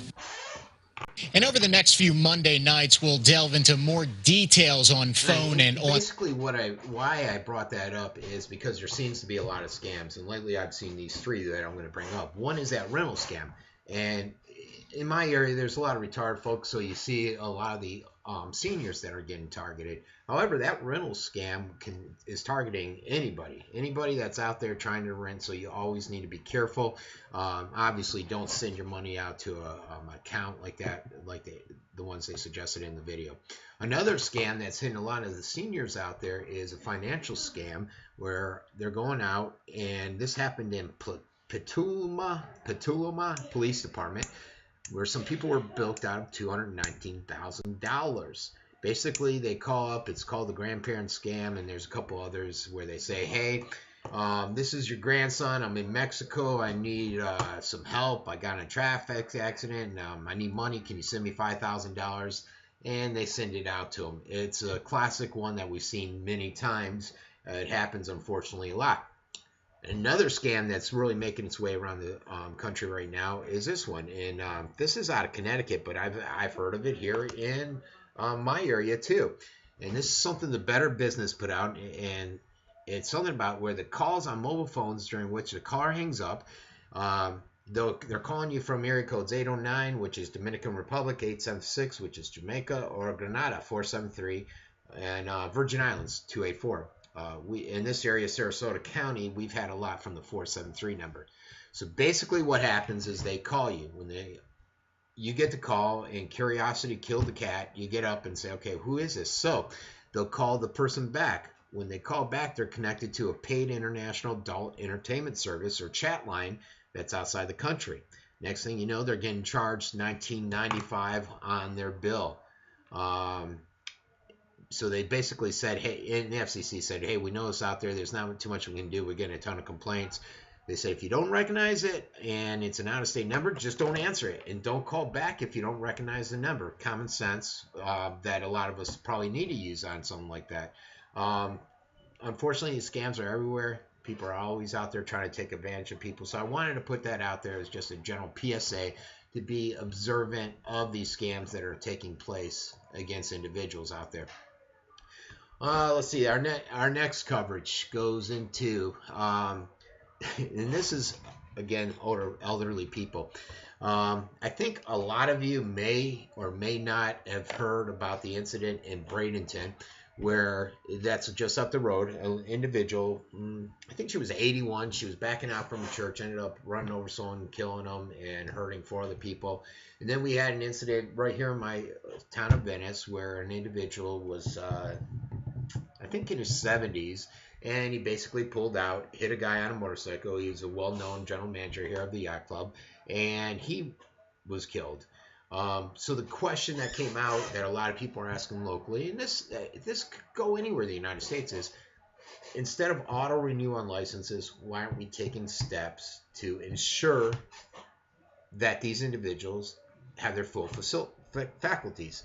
They can still see good, they're of sound mind, and all that good stuff. So here's a quick video on it, and here we go.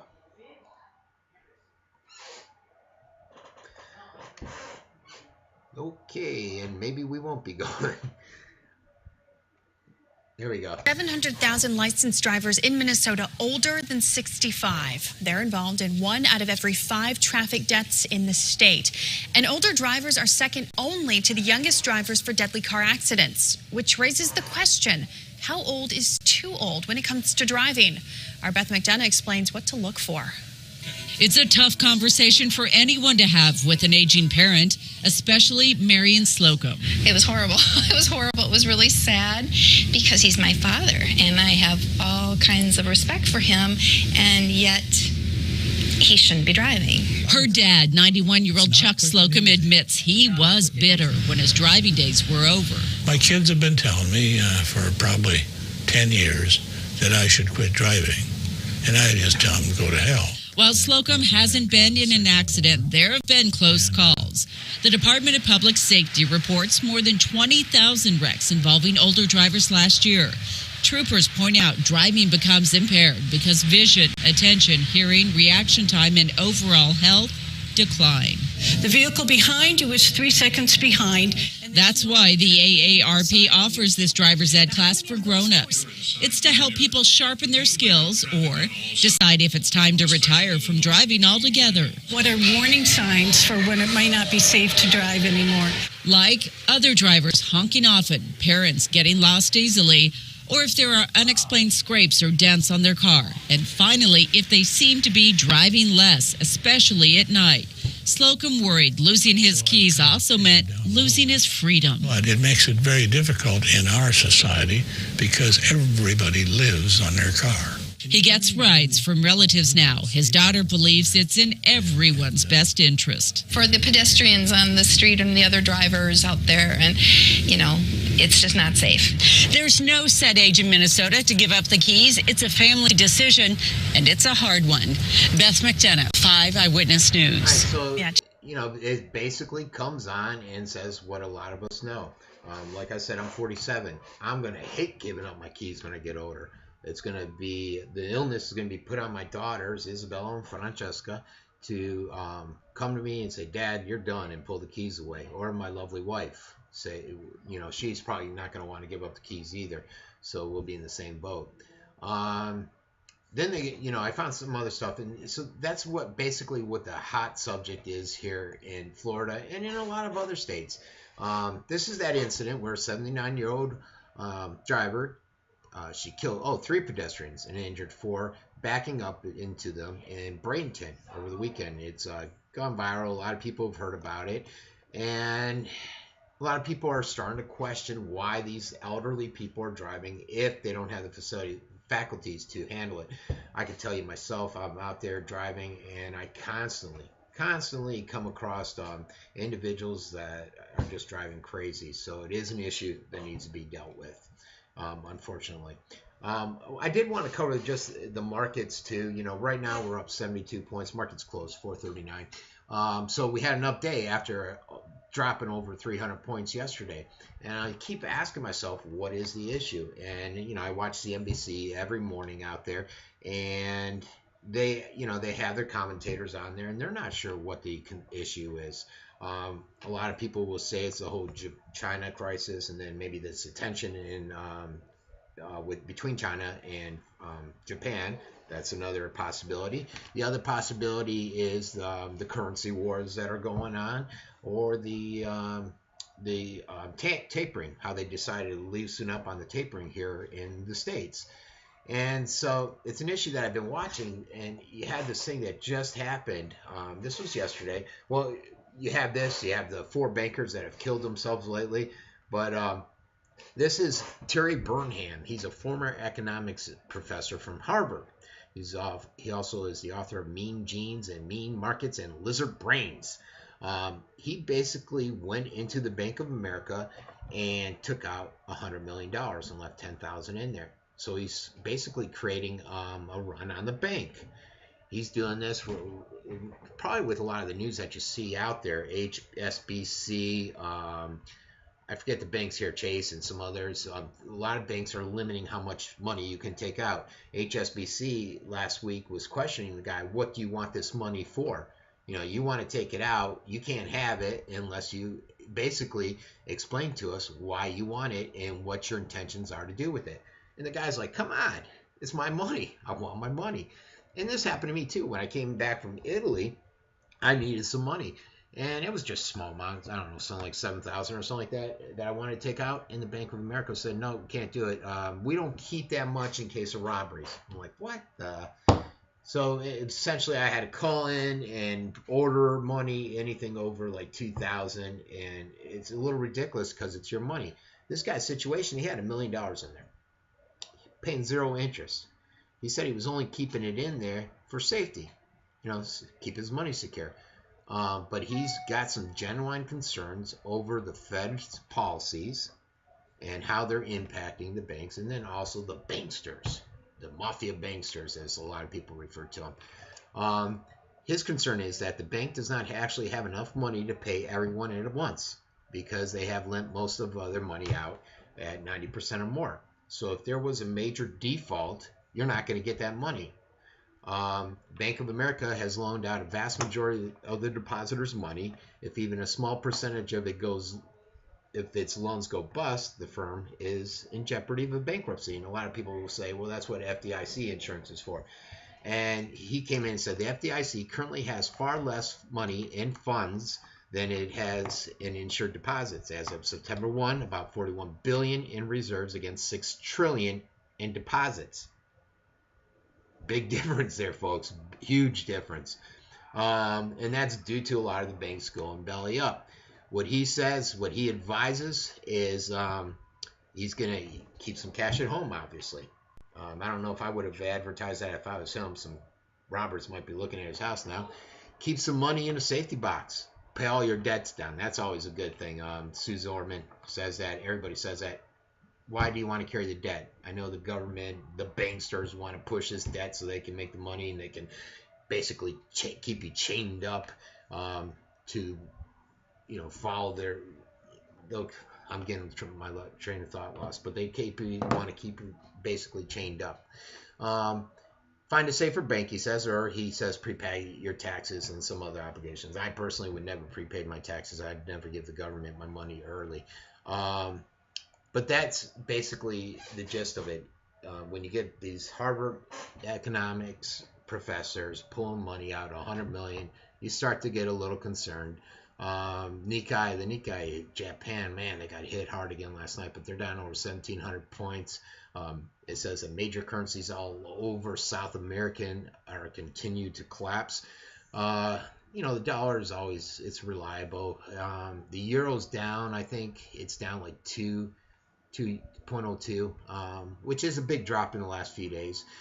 Investors have pulled out more than $6 billion out of the emerging market equity funds. They're blaming manufacturing orders, which are down, and They're also blaming, like I said, the Chinese banking system could spill over into a wider financial crisis. There's some major issues there. And if anybody follows the financials, they know that China tends to hide a lot of their numbers and don't provide accurate numbers. So that's how most of us in the States feel. All right, enough with the bank thing. Now this is, I was mentioning the Obamacare. And this is where this comes in, because a lot, when they sold it, I was upset that it wasn't read. I wasn't a huge fan of going forward with Obamacare. But it went through, and I said, okay, fact is fact. It's there. We got to accept it. And now you're seeing a lot of people that are running into issues. I put out a story the other day about, I was sitting there, and the lady, I was waiting to get in the gym. The lady was talking about how her monthly premium has increased to like $400 a month. And her deductible went from $500 to $20,000, something like that. And she doesn't have the same coverage, a lot of limitations, and she was going on and on. And then coincidentally, a story came out where a guy was trying to get on the exchange, and he couldn't get his daughter on there, and she had to go for Medicaid, which Medicaid, is basically a loan, and there's a lot of issues with that, which brings up the next few stories. Let's first give a listen to this one real quick, and this will summarize what I was telling you in regards to that young lady. This is actually a different story. It's out of Fox News. I know. They're not exactly for Obamacare. Let's see. But this memory issue on this computer is killing me today. All right, here we go. Let's see. Oh, I thought we were going. Okay, there. Here we go. President Obama has repeatedly said if you like your health care plan, you can keep your health care plan, period. So why are Americans getting letters like this? In order to comply with the new requirements for individual health plans under PPACA, we must eliminate your current Blue Cross Blue Shield of Nebraska plan. However, that does not mean you're losing coverage. We are automatically moving you to a new plan that meets the new PPACA requirements. But the person who got this letter hasn't gotten a new plan. In fact, she doesn't have coverage at all. She's fallen into what's being called the Obamacare coverage gap. And she joins me now. Tammy Feichner, she's a rancher in Colorado, and she's with us this morning. Thanks for being here, Tammy. So you get this letter. You've always had insurance. What did this new plan that they were pushing you into offer? What was different? It offered a much higher deductible, and it offered a out-of-pocket that we didn't have before. So it's causing what we actually pay for our health care coverage to be a lot more expensive, even though the premium stayed pretty much the same. So in fact, and were you happy with your coverage before this? Yes, I was extremely happy. We had a higher deductible, and it worked for us. We own our own business, so we have to protect our assets. And so we had health insurance just in case something terrible would happen. And Blue Cross Blue Shield has been wonderful to us. We meet our deductible, and they pay 100% after that. You know, Tammy, you work as a part-time independent insurance agent, so you know how these things work, right? Even this seems so shocking that after hearing the president say, you can keep it if you like it, getting a letter like this and being left with what seems to be a pretty awful option to you. How shocking was this? Well, it was very shocking, but the most shocking part was that we were under the impression that we would be getting some kind of a subsidy from the government to be able to help pay and offset some of our new costs. But when we went on the website, we found out that we didn't qualify for Obamacare because of how our business structure works. So we were told that we had to go on Medicaid, which I don't understand why I have to be on Medicaid, but that's where they directed us to. Nebraska did not expand Medicaid, so there will be no help for people like ourselves. So we now are forced to buy a new plan all on our own and face these expenses by ourselves. So you truly are falling in this gap. I want to say yesterday marked 2 years clear of cancer for you. Congratulations. I know that that's good news for you. But it was wonderful news. That is unbelievable. I know my mom is a breast cancer survivor. I know every year counts. What's next moving forward for you? I mean, being a cancer survivor. Okay, so you sort of get the gist of what's happening out there. A lot of us common folk are running into the same issue. This is where they covered it on there, where she worked her whole life. And now she's run into the issues with Obamacare. So it's a sad story. It's happening across America. A lot of people are being impacted by it. This individual thought, just like many others, that she was going to get subsidized. She was going to have this free health care and life was going to be great. It's not happening that way now.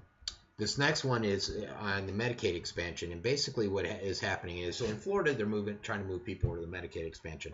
A lot of states aren't expanding it because it's just too much money. So they're not expanding Medicaid. People don't qualify for Obamacare. It's a mess, which was expected because they didn't read the bill. They should have held off putting it out when they were running into issues. They knew there were problems with the website. People weren't prepared for it, yet they decided to continue moving forward. I don't think I need to play this. Basically, I got only 10 minutes, so I want to cover some other stuff. But this is basically on the Medicaid rollout in Florida. The next story, it's on working class folks again. And this is out of New York, but it's something that's happening throughout the country. De Blasio, which is the new mayor there, he says it's unacceptable for working New Yorkers to be forced to live in shelters. Some of the lowest paid city workers are living in shelters because they can't afford the life expenses, rent, etc. that the family have incurred. This is happening everywhere. Okay, just went into blank mode. Let me see. Hold on one second. There we go. Okay. According to statistics, see what I said about those technical issues. Okay. There we go. According to statistics collected by the Coalition for the Homeless, the number of working New Yorkers living in shelters rose a staggering 57% from November of 2010 through July of 2013. The New York Times reported 28% of the families living in shelters were employed. Most of the adults were recorded were females. So this goes along with that story I was starting to tell when Charles called in about the family that was living in a, I think it was like a 2-bedroom place. They had no TV, nothing, 3 kids. A friend noticed they were always wearing the same clothes to school.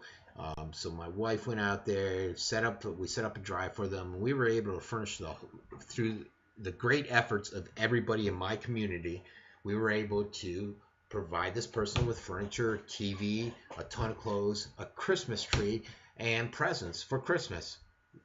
So, her 3 kids were elated, the father, the mother, everybody was happy. They just couldn't make it work. Another family, there was, I believe it was 6 kids, mom and a dad, both working, struggling, living out of Motel 8. No clothes, same story, just nothing. But just seeing this all the time, and I didn't realize how widespread it was in my community because I sometimes live in my little bubble, and I didn't realize how many people were impacted out there. And all it takes, it could happen to any of us. A lot of people are high on their horse saying, oh, it never happened to me. It just takes losing your job. Most of us are paycheck to paycheck. I could be out living in the street. You could be out living in the street. It's a sad commentary for the state of affairs for what society's going through right now. Yeah, I don't know how this advertisement got up there. Proactive. We don't want to support that. Okay. And this basically covers Morbid's plan. My county I live in brought in a guy, a consultant, paying him a ton of money to basically tell us how to resolve the issue. We found out that there are a ton of families out there that are homeless, and he's got a 12-step plan of going out there and trying to help them. So one thing which a lot of us tend to do and think is the right thing is stop enabling them, stop giving them money, stop giving them things, make them go down to the shelters. So I was going to cover more of that, but I wanted to cover a couple more things real quick. Illinois, and this has implications on the Second Amendment. I'm a gun owner, and I'm a firm believer in the Second Amendment. Illinois is among a new medical marijuana law that would force pot users to sign away their right to bear arms. Those who focus on the right to bear arms love to say, what part of shall not infringe upon don't you understand? And basically they're saying, look, you want medical marijuana, you want to smoke it, we're going to take away your right to bear arms. And the NRA is not jumping into this fight and saying, wait, hold up one second. They're all about it. So basically, what is this? How does this tie into the government? Same with that ammunition story I had up there. Basically, government entities, be it the city, county, state, federal, you get these left-leaning people, and they want to take away our rights. Second Amendment right to bear arms, be it through extensive background checks, ammunition, shortages. There's a lot of shortages. A lot of people are blaming Homeland Security, wondering why they need all this ammunition, through shortages on the material needed to construct the ammunition.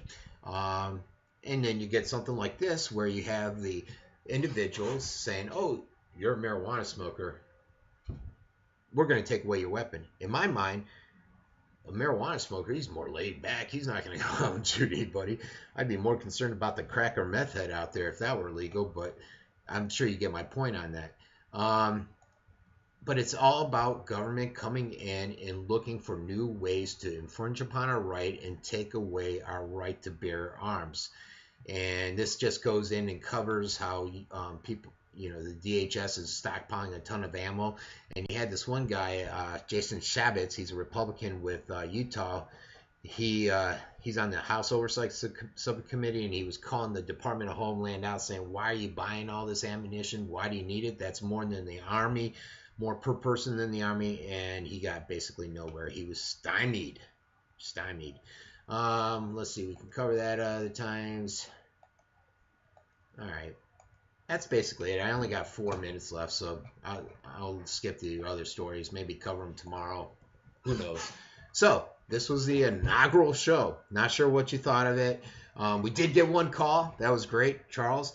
It is an important issue where I'm at. It should be an important issue where you're at. And why? Because it's an issue that's impacting a ton of us with American Drywall, with government entities not ensuring that they're taking care of the community the way they should. These people should have responded, should have informed, should have taken action, which they did not. And it's sad commentary. So that's your show. Hopefully you guys like it. I'm always flexible to changes. If you have suggestions, let me know. Write them in. And that's it for Francesco Abbruzzino. Everybody have a great night and even better tomorrow.